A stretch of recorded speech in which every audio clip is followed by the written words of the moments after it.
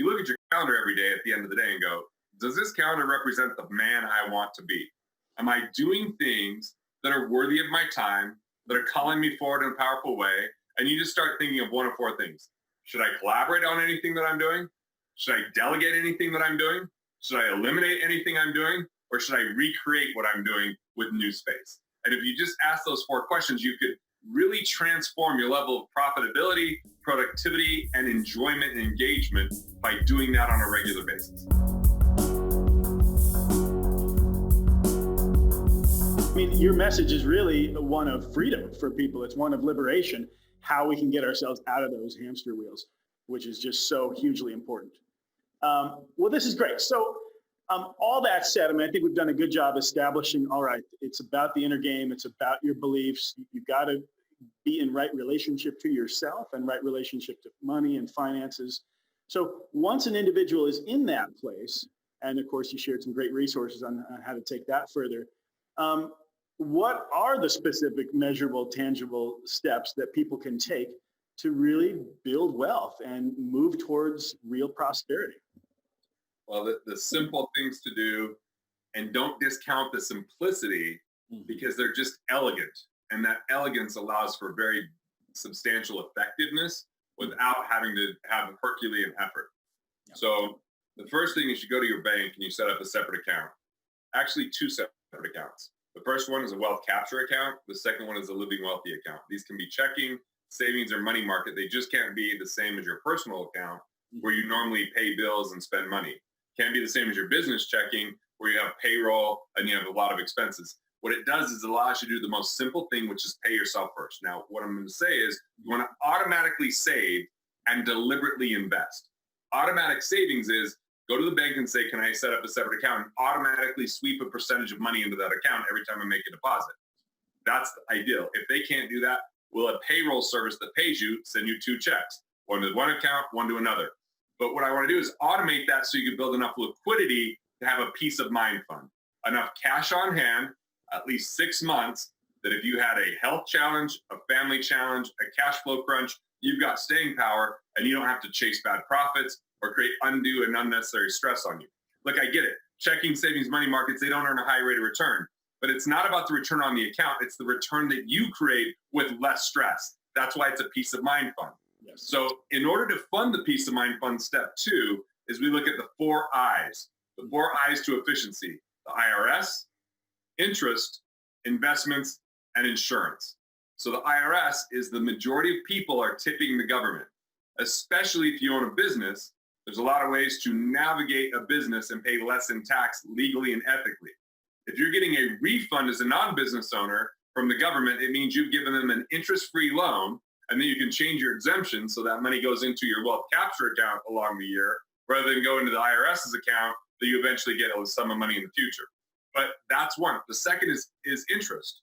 There's a lot of people that haven't renegotiated their interest rates within the last couple of years. And if you have a credit score of a 760 or above, you're typically going to be able to lower your interest rates, right? Or they haven't restructured loans where you can, if you had a paid off car, you could refinance that, pay off a higher interest rate credit card, lower your payments, and improve your credit score, right? That would be another example. Or reallocation. You might have underperforming assets like a certificate of deposit or a mutual fund that's not doing well or something like that you could cash out and pay off a higher interest rate loan and get an immediate guaranteed return with that savings and improve your cash flow. So those are examples in loans. Or when we go to investments, there's hidden fees, there's admin and legal fees and non-performing fees that you might be paying a manager that doesn't outperform an exchange traded fund or an index fund. And so that's just dragging you down, and small fees end up being huge dollars over time, because it's not about, like, the difference between 100 grand earning 10% for 30 years, that grows to 1.74 million. If it only earns 9.2%, it grows to 1.4 million. So less than 1% in fees has substantial impact on your bottom line. And then that last I of insurance is a lot of people have the wrong deductibles or improper structure, or, you know, they don't have combined policies from the same company to get multi-policy discounts, or they're insuring inconsequential things that cost a lot more money than they're needed. And so there's ways to structure that, even with the same companies you have, to keep more of what you make. So that can help you fund that entire wealth capture account without having to coupon clip or cut back or lower your lifestyle. So I said 2 accounts, right? One account's wealth capture. I've given ways to fund it. The second thing is a living wealthy account. A living wealthy account would say if you've automatically figured out how to save 15% of your personal income, and especially after we've saved on the 4 I's, well, now I want you to save an extra 3% into a living wealthy account. The living wealthy account is simply you're doing the right things for yourself by automatically saving money. Now, put some money away for you to have value-based spending or guilt-free spending. You can enjoy life along the way. You spend things not on what other people think are valuable, but on what you think are valuable. I like to buy stupid things like Etro jackets. They're expensive Italian-made jackets, but I love them. I love to spend money on, anything that has to do with the 4 gyms that I unnecessarily need. I have a gym at the cabin, a gym out the door here, and then I have a gym in the garage, and I have a gym at my other office. But I like it. It makes me feel good, right? If I take it from that account, no big deal. I'm not borrowing money. I'm just spending money on things that really light up my life right now, right? That could be anything from really nice dinners or whatever it might be, whatever your personal preferences are. So pay yourself first. Have another account where you're enjoying life along the way and living wealthy along the way, because Benjamin Franklin said, wealth isn't the man that has it, but the man that lives it. And then find ways that you can plug the leaks, boost your bottom line, keep more of what you make to fund those accounts. Now, once you've done that, don't just go invest in things that you don't know anything about. If you don't have cash flow from your retirement plans, you don't know how your retirement plans earns, and you're just hoping that it works out long term. Now it's time to invest in yourself. Expose your skill sets. Find out ways you can be more productive and make more money. Yep. Whether that's attending events, whether that's hiring coaches, whether that's, daily ritual. There's so many ways to invest in yourself. But for me, figure out your investor DNA. What is it that you understand? Some people love real estate, other people abhor it. Some people love buying businesses, other people don't understand it. Not many people understand the stock market, yet masses invest in that. Andrew Carnegie said he put all his eggs in one basket and watch it like a hawk. So my belief is discover your investor DNA and only invest in what you know and keep everything else safeguarded and as safe as possible and focus on cash flow first. So I've given a lot of practical pieces within there. Yeah, I love it. I love it. I mean, the peace of mind account is huge. I remember when we first got, my wife and I first got that in place. Oh my God. I mean, talk about stress relief, right? And then because you have to ask the question, how does that stress that you're otherwise going to be feeling impact everything else? I mean, the peace of mind is huge. And I think it's often underrated when individuals are just looking at the rate of return, right?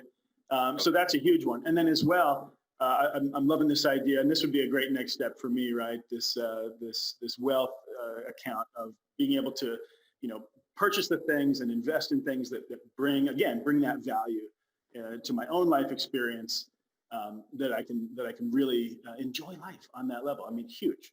Yeah, I have this client. It's not a normal client. He was a friend first, and so we ended up working with him for about 3 years. He's worth a lot of money, a lot more than I normally like to work with, because it just makes things ultra complex. They're getting hit with so many ideas every day, and they've got so many people on their team.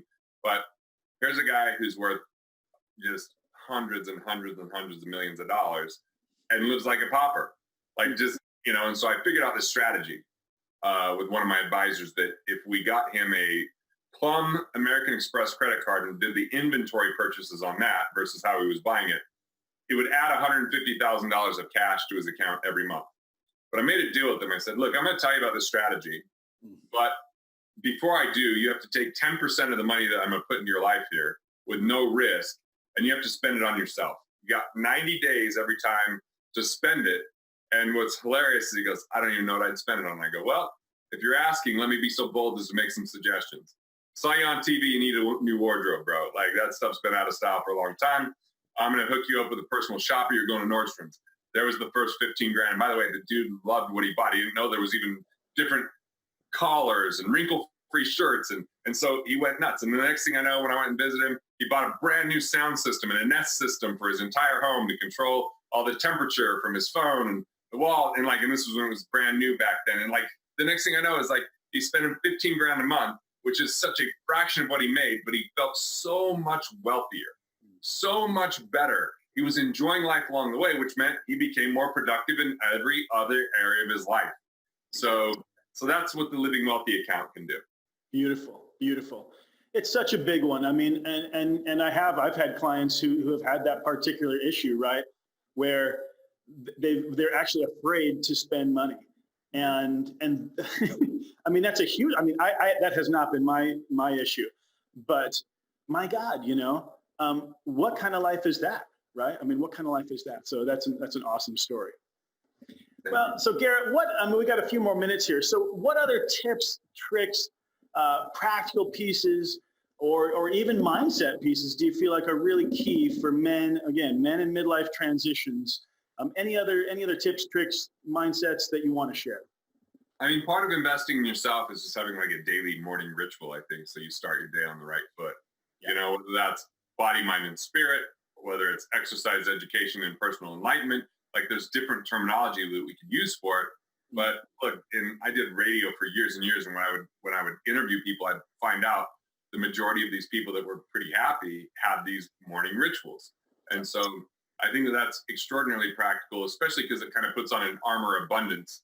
When the world's trying to throw scarcity at you, it's going to ping off of you. So I think that's important. I think that very practically, as much as this is like kind of financially, it's more just a life strategy.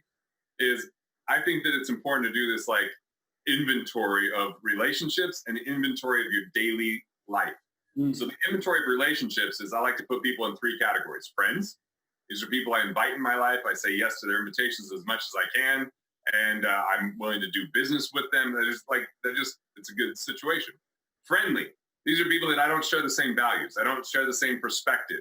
I might be blood related to some of them. I might be, people that I used to be friends with, but now they're just toxic in my life. I don't go have an altercation. I just start politely saying no to all their invitations. And I never invite them to anything because I want to reserve that time for my friends. Yep. And then buddies. The third category of buddies might be just people I like to hang out with, but I'm not going to share my vision. They don't really care about the books I write or this philosophy that I might espouse. They just want to hang out and have a beer. And that's cool too. I just want to spend more time with friends, a lot less with friendly, and some with buddies. And just that simple thing opens up a lot of possibility. Now, you look at your calendar every day at the end of the day and go, does this calendar represent the man I want to be? Am I doing things that are worthy of my time, that are calling me forward in a powerful way? And you just start thinking of one of four things. Should I collaborate on anything that I'm doing? Should I delegate anything that I'm doing?